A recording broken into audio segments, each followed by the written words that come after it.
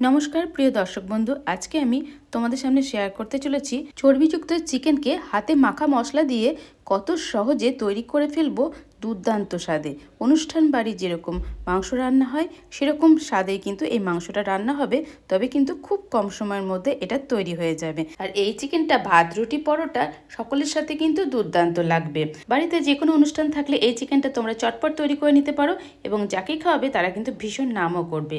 তো আমি এখানে 1 কেজি চিকেন কিনে নিয়ে এসেছি। চিকেনগুলোকে একটু ধুয়ে নিচ্ছি, তবে আমার কল থেকে এখন একটু উষ্ণ জল বেরোচ্ছে, সেই জল দিয়ে আমি একটু ভালো করে চিকেনগুলোকে ধুয়ে নিচ্ছি। চিকেনগুলো বেশ পরিষ্কারই আছে, তো দেখতেই পাচ্ছ সব চিকেনগুলোকে একটু ধুয়ে নিচ্ছি। বন্ধুরা, অনেকেই হয়তো তোমরা চিকেন ধোয়া পছন্দ করো না, কারণ এটা যেহেতু দোকান থেকে নিয়ে আসা, দোকান থেকে কেটে দিয়েছে, ওই জন্য আমি চিকেনটাকে অল্প একটু ধুয়েই নিই। সমস্ত চিকেনগুলো আমার খুব ভালো করে ধুয়ে নেওয়া কমপ্লিট হয়ে গেছে।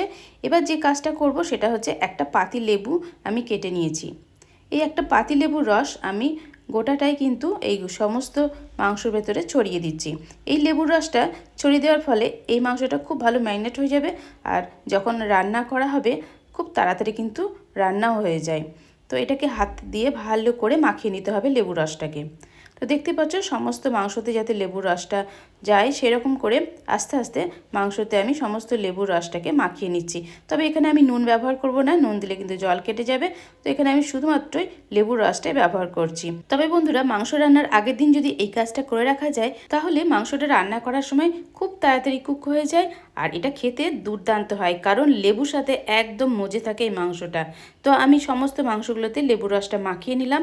এবারে আমি একটা কন্টেনারের মধ্যে এই মাংসগুলোকে রেখে দিচ্ছি। তাই বন্ধুরা, আমি আগের দিন এই মাংসগুলো লেবু দিয়ে মাখিয়ে রেখে দিয়েছি। তারপরে কিন্তু আমি পরের দিন এই মাংসগুলো রান্না করব। তো এখন দেখতে পাচ্ছ একটা বক্সের মধ্যে 1 কেজি মাংস আমার টোটালি এঁটে গেছে। এটা কিন্তু আমি নর্মাল ফ্রিজে রেখে দেবো। চাইলে তোমরা 3-4 ঘন্টার জন্য রেখে দিতে পারো, তখন কিন্তু ফ্রিজে রাখার কোনো দরকার পড়বে না। তো নর্মাল টেম্পারেচারের ফ্রিজে আমি এই মাংসটা রেখে দিচ্ছি। এবার ফিরে আসবো নেক্সট দিন। আমি পরের দিন ফিরে এসেছি, কড়াইতে চিকেনগুলোকে বের করে নিয়েছি। এর ভেতরে এবার দিয়ে দিচ্ছি 1 চামচ পরিমাণের হলুদ গুঁড়ো, 1 চামচ পরিমাণের কাশ্মীরি লাল লঙ্কার গুঁড়ো, কালারটা আনার জন্য চাইলে তোমরা লাল লঙ্কার গুঁড়ো দিতে পারো। আর দিয়ে দিলাম 1 চামচ নুন, আর দিচ্ছি এখানে গোলমরিচের গুঁড়ো। তো এই সমস্ত উপকরণগুলো আমি এর ভেতরে ছড়িয়ে দিলাম। এবারে যেগুলো দেবো সেগুলো হচ্ছে 1/2 চামচ আদা বাটা। এখানে আদা বাটা দিয়েছি, তারপরে আমি দিয়ে দিচ্ছি ঘরে পাতা টক দই 4 চামচ পরিমাণে দিয়ে দিলাম। তো এখানে যেহেতু চাপ চাপ দই আছে সেই জন্য 4 চামচ দিলেই যথেষ্ট। যদি দেখো যে দোকানের দই, সেক্ষেত্রে কিন্তু 1/2 কাপ পরিমাণে দই এখানে লাগবে। এবারে আমি মাংসের মধ্যে যে উপকরণগুলো দেবো সেগুলো আমি একটু কুড়ে নিয়েছি গ্রেডারের সাহায্যে। এর মধ্যে রয়েছে পেঁয়াজ, রসুন আর টমেটো, তিনটেকে আমি গ্রেডারের সাহায্যে কুড়ে নিয়েছি। আর বড় সাইজের একটা পেঁয়াজ, বড় সাইজের টমেটো আর রসুন দিয়েছি অনেকটা পরিমাণের, মানে 10-12টা কোয়া। তার মধ্যে দিয়ে দিলাম সর্ষের তেল। এবারে ভালো করে হাত দিয়ে মাংসগুলোকে মাখিয়ে নেব। হাত দিয়ে চেপে চেপে সমস্ত মশলাগুলো মাখাতে হবে, সমস্ত উপকরণগুলো যেন ভালো মতন চারিদিকে মাংসর সাথে ছড়িয়ে পড়ে। সেই জন্য আমি খুব ভালো করে চেপে চেপে মাংসগুলো মাখিয়ে নিচ্ছি। তবে হাতে মাখিয়ে এরকমভাবে মাংস রান্না করলে তার স্বাদ কিন্তু দুর্দান্ত হয়।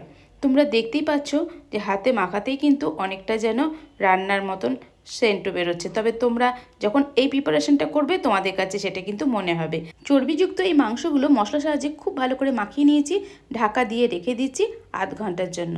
এদিকে আমি পেঁয়াজ বেরেস্তা বানিয়ে নিয়েছি। বেশ অনেকটা তেল দিয়ে এখানে বড় সাইজের 3টে পেঁয়াজকে মুচমুচে করে ভেজে তুলে নিয়েছি।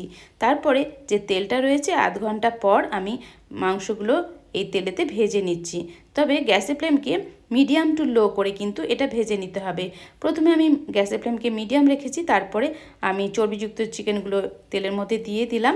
দিয়ে দেওয়ার পর আমি উল্টে পাল্টে এটা ভাজবো, তার জন্য ঢাকা দিয়ে গ্যাস কমিয়ে দিয়ে আমি রেখে দিয়েছি মিনিট খানেকের জন্য। মিনিট খানেক পর ফিরে এসেছি, তারপর আবার ঢাকা খুলে এবার আমি উল্টে দেবো। দেখো ওই দিকটা কিন্তু বেশ ভালো মতন কুক হয়ে গেছে, একটু লাল লাল কালার ধরে নিয়েছে, তখন আমি এইভাবে উল্টে দিলাম। এইভাবে চর্বিযুক্ত মাংসগুলো যদি ফ্রাই করে নেওয়া হয় তাহলে খুব সহজে ভেজেও নেওয়া হয়, আবার এটা খুব সুন্দরভাবে কষেও যায়।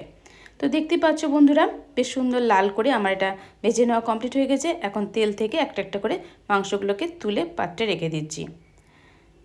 তো মাংসের সাইজগুলো একটু বড় করেই কাটিয়েছি, কারণ এই বড় সাইজ করে কাটালে পরে অনেক কিছুর সাথে খেতে বেশ ভালোই লাগে।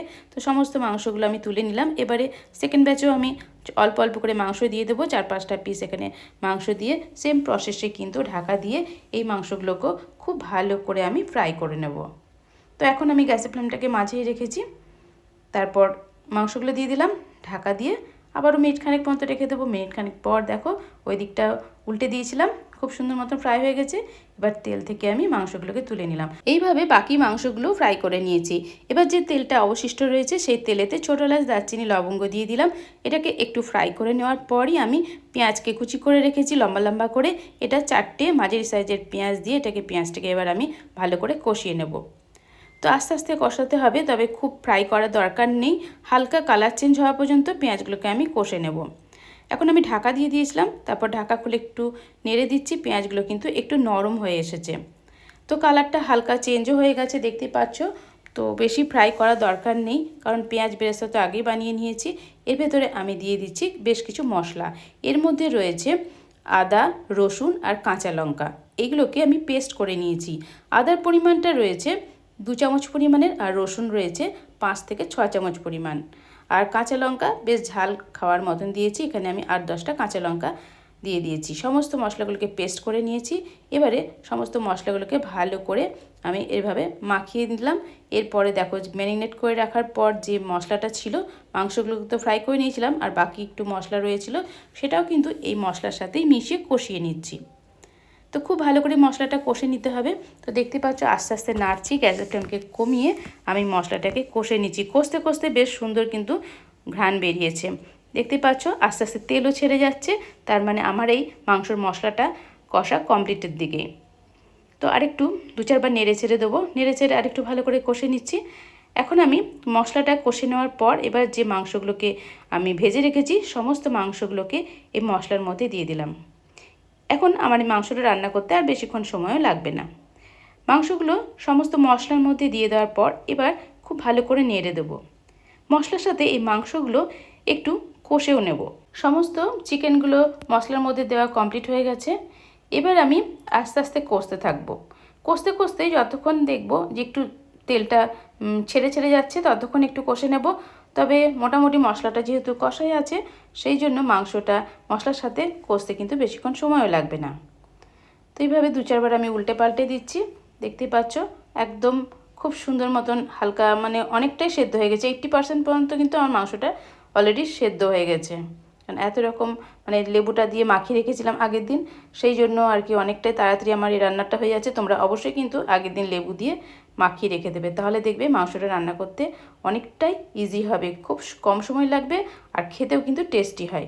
এবার আমি কাশ্মীরি লাল লঙ্কা গুঁড়ো দিয়ে দিলাম। তোমরা চাইলে শুকনো লঙ্কা গুঁড়ো দিতে পারো। হলুদ দিয়ে দিলাম, আর স্বাদ মতো নুন দিয়ে দিলাম, আর দিয়ে দিলাম 2 চামচ পরিমাণে চিনি। চিনিটা অবশ্যই দিতে হবে টেস্টটাকে বাড়ানোর জন্য। আর দিয়ে দিচ্ছি গরম জল। এখানে অবশ্যই গরম জল ব্যবহার করলে মাংসের টেস্টটা কিন্তু অসাধারণ হয়। তাই আমি আগে থেকেই গরম জল করে রেখেছিলাম। পরিমাণ মতন গরম জল দিয়ে ভালো করে নেড়ে চেড়ে দিচ্ছি। তবে জলটা ডিপেন্ড করছে তোমরা কীরকম ঝোল রাখবে না শুকনো শুকনো খাবে তার উপরে। তো আমি বেশ 2 কাপ পরিমাণে জল দিয়েছি, তারপরে আমি এটাকে কুক করে নিয়েছি। তো অলরেডি আমার মাংসটা রান্না করা কিন্তু কমপ্লিট হয়ে গেছে। এবার আমি আগে থেকে ভেজে রাখা পেঁয়াজ বেরেস্তা মাংসের মধ্যে ছড়িয়ে দেবো। মাংস রান্নার আগেই আমি এটা করে রেখেছি।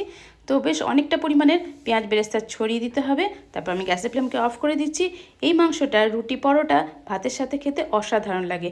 আশা করছি আজকের ভিডিওটা তোমাদের ভালো লাগবে। ভালো লাগলে লাইক, কমেন্ট, শেয়ার এবং সাবস্ক্রাইব করে আমার পাশেই থেকো। আর তোমরা বাড়িতে থাকো, সুস্থ থাকো। নেক্সট টাইম চলে আসবো নিত্য নতুন ভিডিওর সাথে। Tata, bye bye.